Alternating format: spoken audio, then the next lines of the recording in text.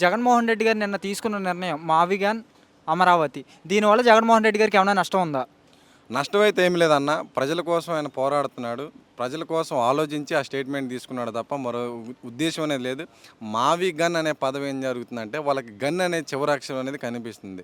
అంటే అతను ఒక రౌడీ షీటర్ లాగా గన్ను ఉపయోగిస్తున్నాడనే ఒక ఆలోచన తప్ప మరొకటి వీళ్ళకి ఉన్న టీడీపీ ఉన్న శ్రేణులకు అదే ఆలోచన తప్ప మరొకటి లేదు. ఆ మావి గన్ అనే అర్థానికి ఫుల్ ఫామ్ తెలుసుకోండి ఫస్ట్. ఆ ఫుల్ ఫామ్ అనేది మచిలీపట్నము, విజయవాడ, గుంటూరుకి దానికి సంబంధించినవి పనులు ఏవైతే మనకి రాజధాని ఏదైతే చేయాలనుకున్నారో ఈ ఈ పేర్ల మీద బేసిక్ చేసుకొని చేయమన్నాడు తప్ప మరో ఉద్దేశం లేదు. 20,000 కోట్లు ఎక్కడ, 2,00,000 కోట్లు ఎక్కడ అనేది ఆయన స్టేట్మెంట్ ఇచ్చి మాట్లాడాడు. ఇదే మన 2029లో ఎలక్షన్లో కూడా మన 2028కి ఎలక్షన్ మన జగన్ గారు నడిచే కార్యక్రమంలో ఇదే దీని గురించే టాపిక్ ఉంటుంది.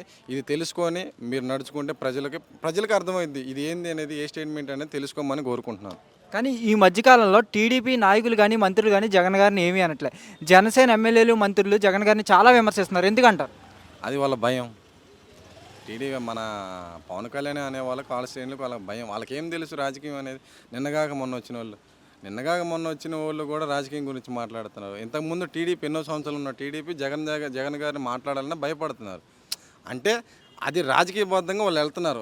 వీళ్ళకి ఏంటంటే నిన్న సినిమాల్లో కెమెరాల ముందు యాక్టింగ్ చేసి ఇది తీసుకొచ్చి ఇది మాట్లాడి ఆ గొడవలు చేసి కులాలు మతాలు రెచ్చగొట్టి ఇది చేసుకొని ఇది రాజకీయం కాదు కదా. అందుకని ఇలా మాట్లాడేది. ఒకటి ఇక్కడ టీడీపీకి అర్థం అవ్వాల్సిన విషయం ఏంటంటే ఒకటి చెప్తున్నాను. టీడీపీ వాళ్ళు అర్థం చేసుకోండి, జనసేన వాళ్ళు మీకన్నా మించిపోయి ప్రజల్లో ఏదో మాయమాటలు చెప్పుకొని వస్తున్నారు. టీడీపీని కూడా ముంచే కార్యక్రమంలో పవన్ కళ్యాణ్ ఉన్నాడు. అది ఆ విషయం మీరు తెలుసుకోవాలని కోరుకుంటున్నాను. అన్న, జగన్మోహన్ రెడ్డి గారిని కలవడానికి సింగపూర్ నుంచి కొంతమంది వ్యక్తులు వచ్చారు. అది టీడీపీ సోషల్ మీడియా వేరే విధంగా ప్రచారం. జగన్మోహన్ రెడ్డికి పిచ్చి తగ్గడానికి మందులు తీసుకొచ్చారు సింగపూర్ వాళ్ళు పెట్టుబడులు పెట్టడానికి అని చెప్పండి. ఎందుకు వచ్చారు వాళ్ళు?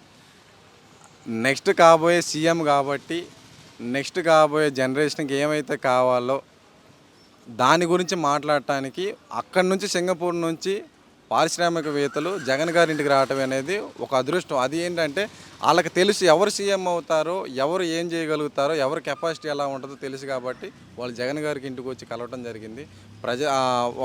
వాళ్ళు తీసుకొచ్చిన ఒక పారిశ్రామికవేత్తలు ఏమైతే ఉన్నాయో ఇక్కడ ఆ పెట్టుబడులు ఎలా పెట్టాలనేది సీఎం ఎవరో మన ఎక్స్ సీఎం ఎవరో తెలుసుకోకుండా కానీ ఎక్స్ సీఎం అయినా కానీ మన సీఎం గారి లాగా వచ్చి ఆయన దగ్గరకు వచ్చి పారిశ్రామిక గురించి మాట్లాడటం అనేది గొప్ప విషయం.